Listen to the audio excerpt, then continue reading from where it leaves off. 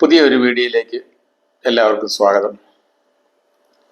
ഇന്ന് രണ്ട് തരം സമ്പാദ്യശീലമുള്ള അല്ലെങ്കിൽ കാശ് കൈകാര്യം ചെയ്യുന്ന രണ്ട് തരത്തിലുള്ള ആളുകളുടെ സ്വഭാവമാണ് ഞാൻ നിങ്ങളുടെ ശ്രദ്ധയിൽ കൊണ്ടുവരുന്നത്. ഒരാൾ എൻ്റെ ചെറുപ്പത്തിൽ ഞാൻ പരിചയപ്പെട്ടിരുന്നതാണ്. അദ്ദേഹം ബാർബർ ജോലി ചെയ്തുകൊണ്ടിരുന്ന ആളാണ്. അപ്പോൾ ഞങ്ങളുടെ കുടുംബം അന്ന് ചെറിയ കൃഷിയൊക്കെ ചെയ്ത് വളരെ എളിയ വരുമാനത്തിൽ ജീവിക്കുന്ന കുടുംബമാണ്. വലിയ വരുമാനമൊന്നുമില്ല, തട്ടിമുട്ടി അങ്ങനെ പോകുന്ന ഒരു കുടുംബം.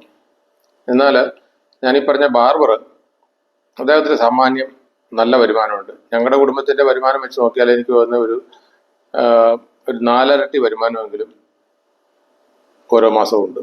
അത്രയും വ്യത്യാസമുണ്ട്.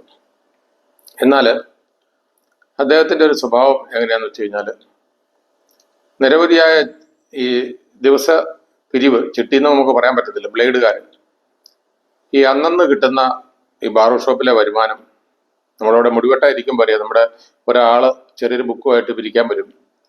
അപ്പോൾ പുള്ളി പറയും, ഒന്ന് വെയിറ്റ് ചെയ്യണം, ഇയാളൊന്ന് വെട്ടിക്കഴിഞ്ഞ് കഴിഞ്ഞാൽ നമ്മൾ കൊടുക്കുന്ന പൈസ എടുത്തിട്ടാണ് ആ ആളെ പറഞ്ഞു വിടുന്നത്. അപ്പോൾ ഈ ഒരു 4-5 അതിൽ കൂടുതൽ ആൾക്കാർ ദിവസവും വന്ന് ഈ ബ്ലേഡുകാർ ഈ പൈസ മേടിച്ചുകൊണ്ട് പോവുക. ഇദ്ദേഹം ഈ പൈസ എന്താണ് ചെയ്യുന്നത് നമുക്ക് മനസ്സിലാകുന്നില്ല. എന്തായാലും എല്ലാ ദിവസവും രാവിലെ ഈ പറഞ്ഞ കക്ഷി ഞങ്ങളുടെ വീട്ടിൽ വരും. അപ്പോൾ എൻ്റെ ഫാദറിനോട് ഒരു 10 അല്ല 15 രൂപ, ഇത് 45 വർഷം മുമ്പത്തെ കാര്യം ഞാൻ പറയണേ. അപ്പോൾ അന്ന് 10 രൂപ എന്ന് പറഞ്ഞാൽ ഇച്ചിരി വിലയുണ്ട്. നമ്മുടെ ഇപ്പോഴത്തെ ഒരു 250 രൂപയുടെ ഒക്കെ വിലയുണ്ട്. അപ്പം എല്ലാ ദിവസവും രാവിലെ വരും, വൈകിട്ട് പുള്ളി അത് തിരികെ തരും. അല്ല 2 ദിവസം കഴിയുമ്പോൾ തിരികെ തരും. വീണ്ടും 2 അല്ല 3 ദിവസം കഴിയുമ്പോൾ ഇതുപോലെ രാവിലെ വരും. അതായത് ഇത്രയും രൂപയ്ക്ക് പണിയെടുക്കുന്ന ഒരാൾ വൈകിട്ട് വീട്ടിൽ വരുമ്പം അദ്ദേഹത്തിൻ്റെ ഒരു പൈസയില്ല. ഈ ഉണ്ടാക്കുന്ന പൈസ മുഴുവൻ ഇതുപോലെ ഓരോ ബ്ലേഡുകാർ കൊണ്ടുപോയാണ്. അപ്പോൾ നമ്മുടെ നാട്ടിൽ ഇപ്പോഴും ഉണ്ട് ഒരുപാട് ആൾക്കാർ, ഞാൻ ഈ പറഞ്ഞ സ്വഭാവമുള്ള ആൾക്കാർ, വൈകിട്ട് 10 പൈസ കയ്യിലില്ല. എൻ്റെ കൂടെ ഈ അടുത്തിടയ്ക്ക് പാലായിൽ ഒരു മേസ്ത്രി വന്നിരുന്നു. അദ്ദേഹം ഇതുപോലെ വല്ലപ്പോഴും എൻ്റെ അടുത്ത് കയറി വരും. എൻ്റെ സാറെ, ഒറ്റ പൈസ ഇല്ല, എന്തെങ്കിലും ചില്ലറ സഹായിക്കണം. നമ്മൾ പുള്ളിയെ മൊബൈൽ വിളിച്ചു കഴിഞ്ഞാൽ കിട്ടുകയില്ല. അതായത് മൊബൈൽ സ്വിച്ച് ഓഫ് ആണ്. എന്താണ് മൊബൈൽ സ്വിച്ച് ഓഫ് ചെയ്തൊക്കെ നോക്കുമ്പോൾ മൊബൈൽ ചാർജ് ചെയ്യാൻ പുള്ളിക്ക് പൈസ ഇല്ല. 1100 രൂപ എങ്ങാണ്ടാണ് പുള്ളിയുടെ ഒരു ദിവസത്തെ ടച്ച്. പക്ഷെ അവരുടെ സ്വഭാവത്തിൻ്റെ പ്രത്യേകത കൊണ്ട് ഒരിക്കലും അവരുടെ പൈസ കാണില്ല, 10 പൈസ മെച്ചം വെക്കത്തില്ല. ഇനി ഇതിന് വിപരീതമായിട്ട് വേറൊരു സ്വഭാവമുള്ള ഒരാളെ ഞാൻ പറയാം. ഞാൻ ബാങ്കിൽ മാനേജരായിട്ടിരിക്കുന്ന സമയത്ത് അദ്ദേഹം ബാങ്കിൽ ഹൗസിംഗ് ലോൺ എടുക്കാൻ വന്നു. ബഹ്റിനിലാണ് ജോലി.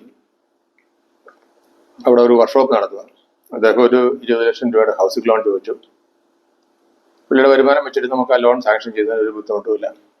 എന്തായാലും ആ ലോൺ കൊടുത്തു. 40 ലക്ഷം രൂപ മുടക്കമുള്ള വലിയൊരു വീടാണ് പുള്ളി വെച്ചത്. 10 വർഷം മുമ്പാണ്. അപ്പോൾ അദ്ദേഹത്തിനോട് ഞാൻ ഈ അക്കൗണ്ട് നിഷ്ക്രിയ ആസ്തി, അതായത് 3 തവണ മുടക്കം വന്നാൽ നിഷ്ക്രിയ ആസ്തി ആകുന്നു. നിഷ്ക്രിയ ആസ്തി ആയി കഴിഞ്ഞാൽ ബാങ്കുകാർ റിക്കവറി നടപടികൾ ആരംഭിക്കുന്നു. അതായത് 4-ാം മാസം കുടിശ്ശിക വന്ന് 4 മാസം കഴിഞ്ഞ് കഴിഞ്ഞാൽ പത്രത്തിൽ പേര് വരും, സ്ഥലം കൊണ്ട് ബാങ്കുകാർ പോവും, വീടും സ്ഥലം കൊണ്ട് ബാങ്കുകാർ പോവും എന്നൊക്കെയുള്ള നിഷ്ക്രിയ ആസ്തിയുടെ റൂളെല്ലാം ഞാൻ പുള്ളിക്ക് പറഞ്ഞു കൊടുത്തു. അദ്ദേഹം അത് കൃത്യമായിട്ട് മനസ്സിലാക്കി. അദ്ദേഹം എന്നോട് പറഞ്ഞു, സാറേ, 1 വർഷത്തേനുള്ള തവണ, അതായത് ഇക്വേറ്റഡ് മന്ത്ലി ഇൻസ്റ്റാൾമെന്റ് EMI നമ്മൾ പറയും, 1 വർഷത്തേനുള്ള തവണ കണക്കാക്കി എപ്പോഴും ഞാൻ എൻ്റെ NRE അക്കൗണ്ടിൽ ഇട്ടിരിക്കും. മനുഷ്യൻ്റെ കാര്യമാണ്, നമുക്ക് വരുമാനം എപ്പോഴും ഒരുപോലെ ഇരിക്കുകയില്ല. വർക്ക്ഷോപ്പാണ്, ഓട്ടോമൊബൈൽ വർക്ക്ഷോപ്പാണ്. അപ്പോൾ അതുകൊണ്ട് നമുക്കൊരു തട്ടുകേട് അല്ലെങ്കിൽ എനിക്കൊരു അസുഖം വന്നു, അല്ലെങ്കിൽ ഒരു അപകടം വന്നു, 3-4 മാസം പൈസ അടയ്ക്കാതെ വന്നു കഴിഞ്ഞാൽ ബാങ്കുകാർ എൻ്റെ വീടും കൊണ്ട് പോകല്ലേ. അപ്പോൾ അതുകൊണ്ട് അദ്ദേഹം 1 വർഷത്തെ EMIയുടെ തുക നമ്മുടെ അക്കൗണ്ടിൽ എപ്പോഴും ഇട്ടിരുന്നു. അതുകൂടാതെ തന്നെ EMIക്കാർ കൂട്ടി തുക, പുള്ളിക്ക് 25,000 രൂപയ്ക്ക് അടുത്താണ് EMI വന്നിരുന്നത്. പക്ഷെ അദ്ദേഹം ഒരു 30,000-40,000 വെച്ച് ആ ലോൺ അടച്ച്, അതുകൊണ്ട് കാലാവധിക്ക് മുന്നേ ആ ലോൺ അടഞ്ഞ് തീരുകയും ചെയ്തു. അപ്പോൾ 2 വ്യത്യസ്ത സ്വഭാവത്തിലുള്ള ആളുകളുടെ കാര്യമാണ് ഞാൻ പറഞ്ഞത്.